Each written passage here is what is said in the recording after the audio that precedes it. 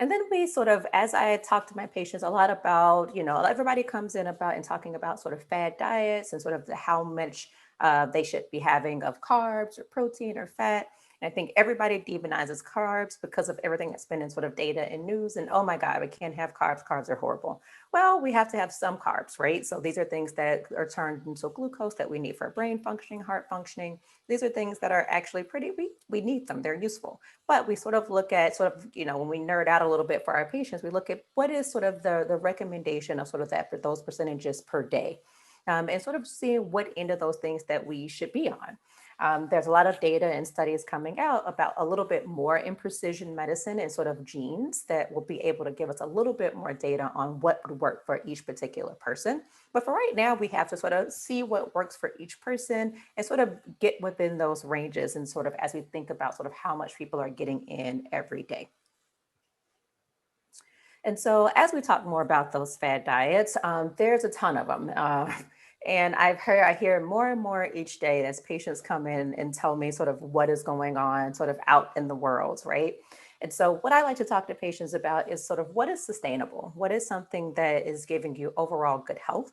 What is something that's making sure your cholesterol is well controlled, that you no longer have fatty liver, that your heartburn, you have no more heartburn symptoms, no bloating, you're having stools every day when you feel like you're completely empty, you're sleeping well, you have good energy, you're not having joint pains or any discomfort from sort of inflammation, your skin is clear, you're not having hair loss. These are all signs of me of a well-rounded sort of nutrition. And I can tell you on some of these diets, I'll pick on keto because that's sort of been the craze recently. And sort of there's some really unhealthy ways of sort of doing keto, but I think people really love it because it's a diet where people are told they can eat bacon.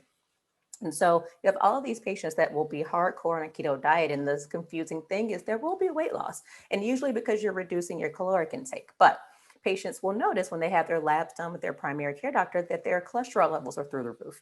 And that's because of sort of the changes in the ways you sort of kind of manipulated that diet a little bit there. So when we talk about sort of diets, my goal is to get people away from thinking about a diet and what you can't have and trying to think about things that are healthier versions of things that you like, thinking about reducing those sizes, thinking about sort of changing the ratios of particular things to make sure people aren't hungry throughout the day and to make sure we're being able to sustain and make those healthier choices.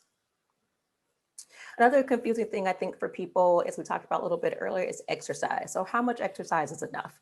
And I think one of the things that was confused, that was sort of shocking to me, is sort of I did a little bit more data and getting board certified in obesity medicine, was recognizing exactly how much exercise one needs for general health versus to prevent weight regain or sort of to prevent weight gain. And so, and I always joke with patients, I'll have patients that come in that say, oh my goodness, I work out for 2 hours. I do two sets twice a day for every day except one. And I am just not losing weight. And the joke that my fitness trainer says is that you can't outrun a bad diet, right?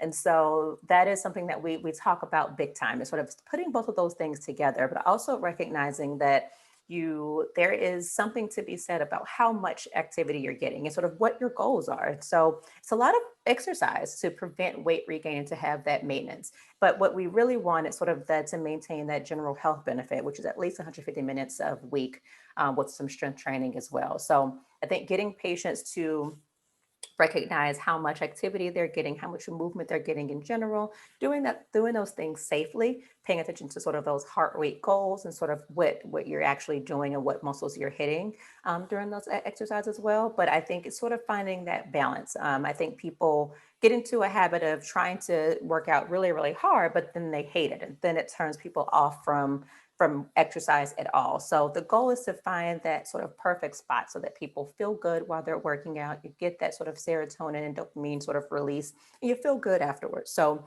getting people to understand that it's not simply just how much exercise you're doing. And as we saw from that last slide, when it broke down that energy expenditure, it's not a huge part of sort of where you're going to get a lot of bang for your buck, which is why it takes so much to sort of help move the needle there.